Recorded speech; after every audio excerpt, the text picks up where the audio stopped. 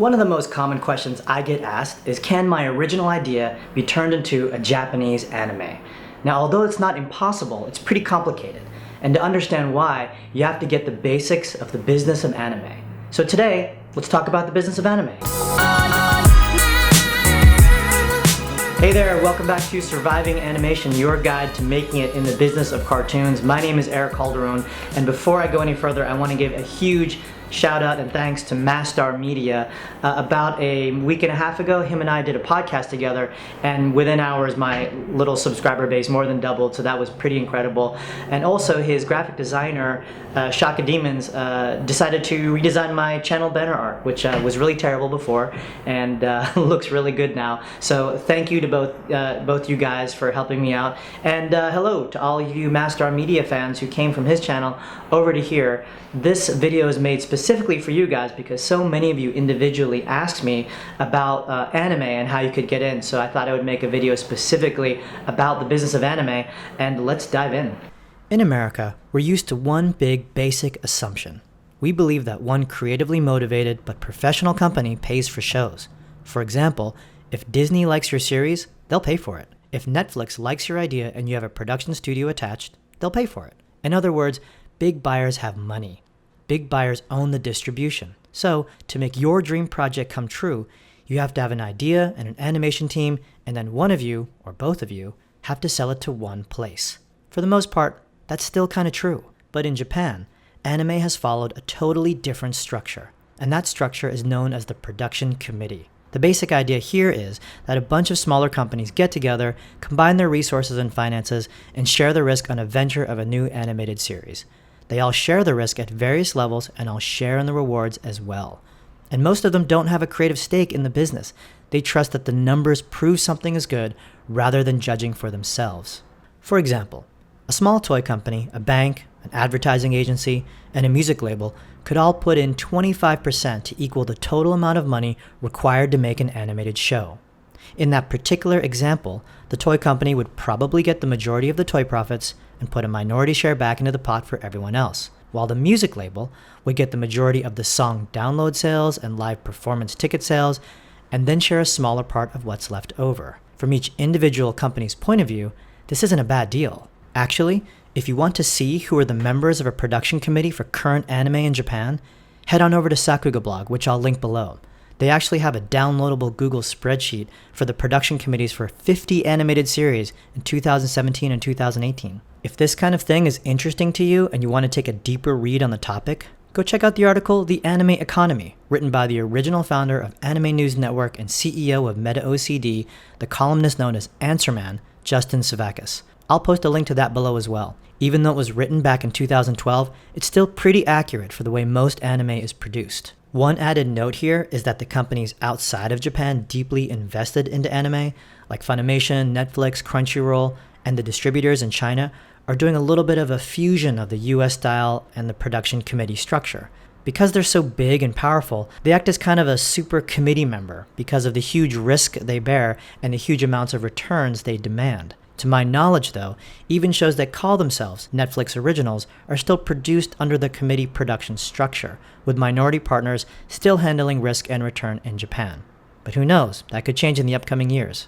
Now, one other important thing worth mentioning is that only a few anime production companies are part of this entire process. In fact, many anime have no production company at all as members. Why is this? Well, with the exception of the biggest production companies like Studio Ghibli, Toei Animation, Sunrise, and Production IG, the rest are really service production companies. In other words, they wait for the cash to come in. Then they use that cash to make the show. This is a much different and much more conservative environment than people may suspect, and therefore a reason why I often caution creators on wanting to reach out to anime studios with their ideas. They're mostly concerned with two questions.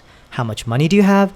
And when is the final product due? That's what determines if they can even continue talking to you. To add another layer to the understanding of the anime business, you also have to respect the reason why most anime gets made. For the majority of the cases, it's to elevate an already successful brand into a higher level of reliable revenue return. That's the nature of the exploitation of intellectual properties, and that usually means anime is made from card games, toy lines, video games, or most frequently, a successful manga.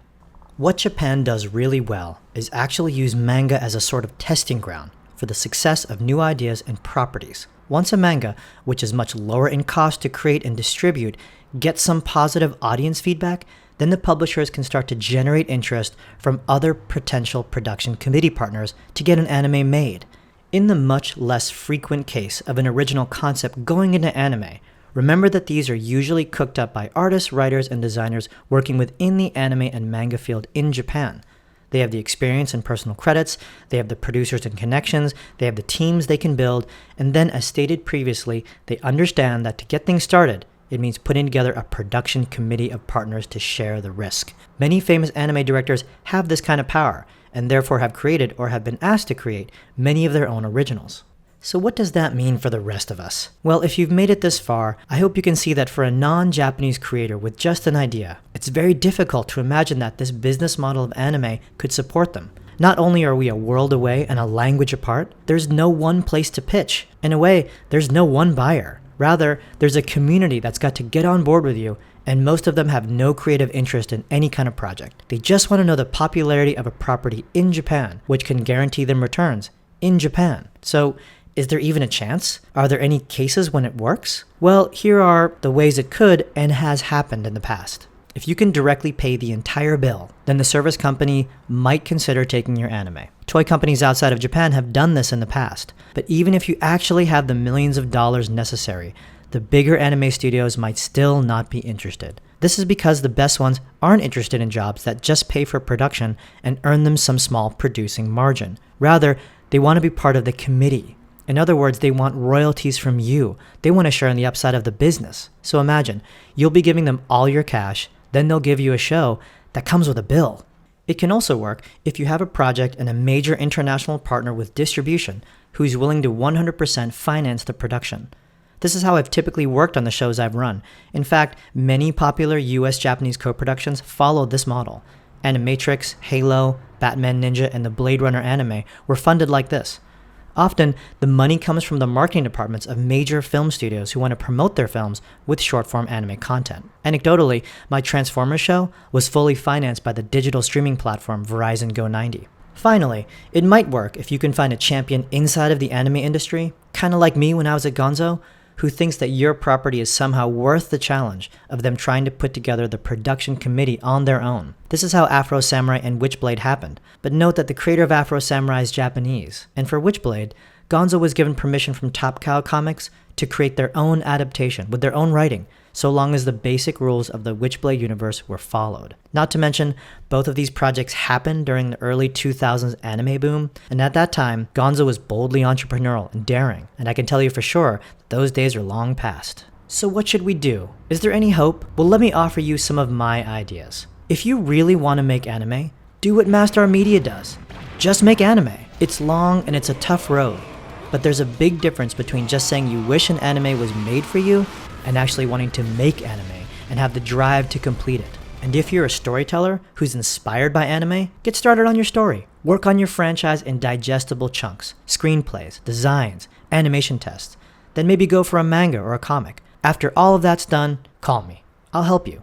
But anime is not the environment where someone is going to do all the work for you in your brand new idea. You have to tell a story first before you can expect people to treat you like a storyteller. And you know what? Take it to the next level. In America, let's face it, Avatar, The Legend of Korra, they're far superior anime than most anime. And so is the new Voltron. Be like Mike DiMartino, Brian Konietzko, and Joaquim Dos Santos. Take all of your passion and skill and make something newer, different, dare I say, better than anime. To summarize, I don't know if it's possible for most Americans or non-Japanese to make anime. It's just tough. Although I still do it as part of what I do, it ain't easy. But I do know that we're already so saturated with anime as a style and culture that the next wave of cartoons coming from everywhere around the world is going to look more and more like anime. And then, maybe then, a YouTuber in Japan will make a video called The Business of American Cartoons to try to teach them what we can do. I'm looking forward to that day. you should too. Okay, I hope that was valuable for you. I know that was a bit of a longer video and there's a lot of information packed in there, but I thought it was important to give fans and people interested in the business of anime a very detailed explanation of how it works for everyone's benefit. And what do you feel? Do you agree? Do you disagree? Do you have more questions? Maybe are you in the business of anime yourself and you have something you'd like to add or update to what I've listed there? Please leave me a comment. You can write something below right here on YouTube, or you can write me on LinkedIn or Twitter, or if you really feel like it, you can follow me on Instagram, although it's mostly just me weightlifting and stuff, so sorry about that. Anyway, that's it. So thanks again for watching, and I'll see you in the next one. Bye.